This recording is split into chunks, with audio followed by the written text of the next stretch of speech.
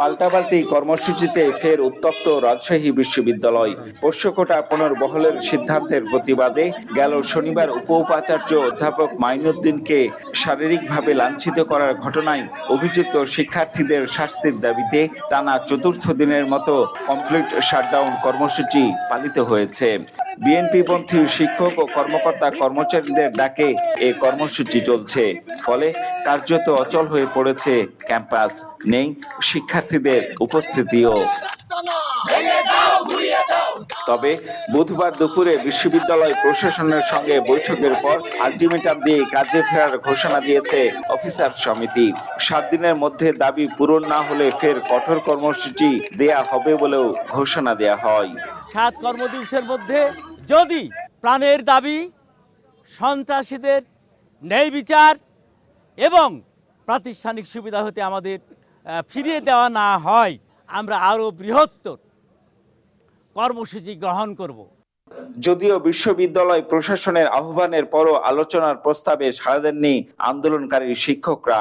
বলছেন, উপ-উপাচার্যকে হেনস্থাকারীদের শাস্তি নিশ্চিত না হওয়া পর্যন্ত ক্লাসে ফিরবেন না তারা। আমাদের সম্মানিত শিক্ষক, কর্মকর্তা, কর্মচারীর উপর যে হামলা হয়েছে তার প্রতিবাদে আমাদের কর্মসূচি চলছে। সাধারণ শিক্ষকরা আমাদের সাথে আছে, সবাই চায় এর সুষ্ঠু বিচার, শাস্তি দাবি করেছে। সেই দাবির প্রেক্ষিতেই আমাদের এই আন্দোলন চলমান আছে, চলবে। এদিকে কমপ্লিট শাটডাউন কর্মসূচি প্রত্যাহারের দাবিতে মাঠে নেমেছে ইসলামী ছাত্র শিবির। বেলা 11টার দিকে কেন্দ্রীয় লাইব্রেরির সামনে মানববন্ধন করেন সংগঠনটির নেতাকর্মীরা।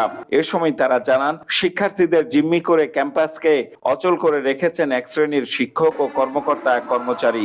রাকসুর নির্বাচন বানচালের মতো কোনো রাজনৈতিক দাবি পূরণ করতে দেয়া হবে না। শিক্ষার্থীরা যে লাইব্রেরিতে এসে পড়াশোনা করে সেই লাইব্রেরি কিন্তু বন্ধ করে দেওয়া হয়েছে এবং কালকে আন্দোলনের পরিপ্রেক্ষিতে রিডিং রুম খুলে দিলে আজকে কিন্তু সেখানে পানি বন্ধ করা হয়েছে। এটি অত্যন্ত অযৌক্তিক এবং অন্যায্য বলে আমরা মনে করি। আমরা পোষ্যকোটা ফিরিয়ে আনতে দিব না। আমরা শিক্ষার্থীদের অধিকার রক্ষায় সর্বদা ভূমিকা রাখবো।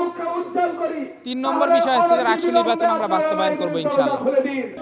তবে ক্যাম্পাস সচল রাখতে শিক্ষকদের ক্লাসে ফেরার আহ্বান জানিয়েছেন বিশ্ববিদ্যালয়ের উপ-উপাচার্য। একটি প্রক্রিয়া তো এটা এমন না যে আজকে শুরু করলাম কালকে শেষ হলো। তো আমাদের উপর আস্থা রাখার জন্য বলছি এবং আমি তাদেরকে অনুরোধ করতে চাই প্রশাসনের পক্ষ থেকে যে আপনারা ক্লাসে ফিরে আসুন।